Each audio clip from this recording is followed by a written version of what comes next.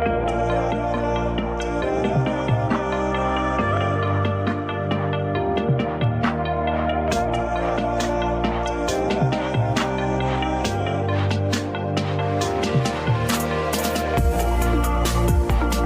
teman-teman, kali ini saya akan menjelaskan mengenai tentang tanah.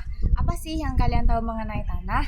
Tanah merupakan campuran bagian-bagian batuan dengan material serta bahan organik yang merupakan sisa-sisa kehidupan yang timbul pada permukaan bumi.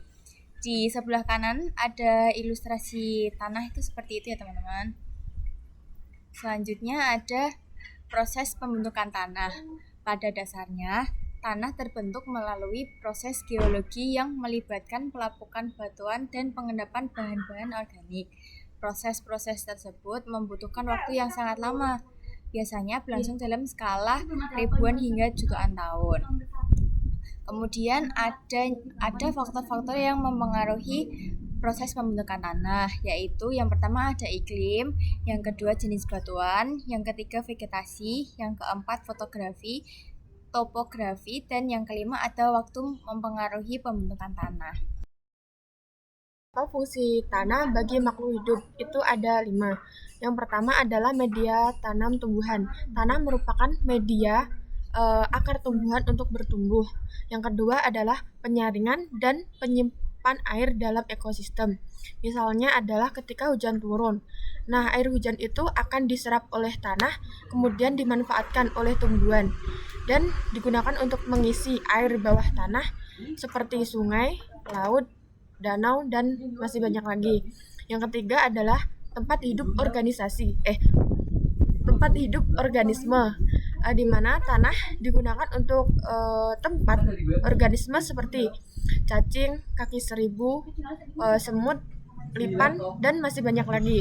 Yang keempat adalah tempat pendaur ulang alami, di mana tanah berfungsi untuk mendaur ulang bahan organik menjadi humus. Contohnya adalah ketika tanaman mati akan lama-kelamaan akan tertimbun oleh tanah dan menjadi bahan organik. Yang kelima adalah tempat membangun berbagai infrastruktur, di mana tanah digunakan untuk fondasi manusia untuk membangun rumah, tempat, gedung, dan masih banyak lagi. Ada 6 macam tanah, yaitu yang pertama ada tanah humus. Tanah humus merupakan tanah yang terbentuk dari hasil penguraian bahan organik seperti hewan, tumbuhan, dan mikroorganisme. Yang kedua ada tanah vulkanik.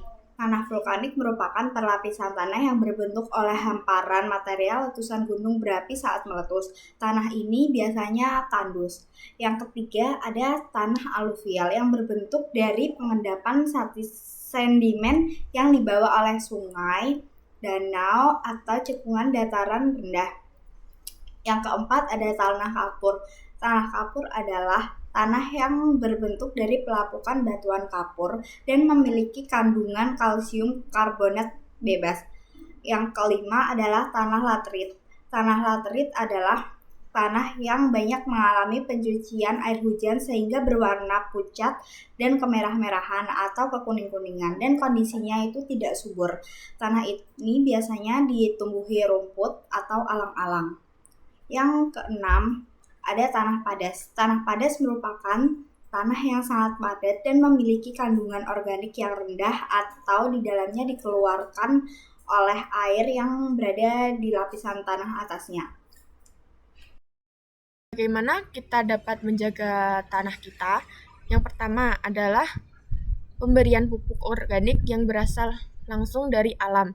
Yang kedua, mengurangi penggunaan pestisida atau bahan kimia lainnya. Yang ketiga adalah jangan membuang sampah sembarangan karena dapat mengganggu keseimbangan unsur hara dalam tanah.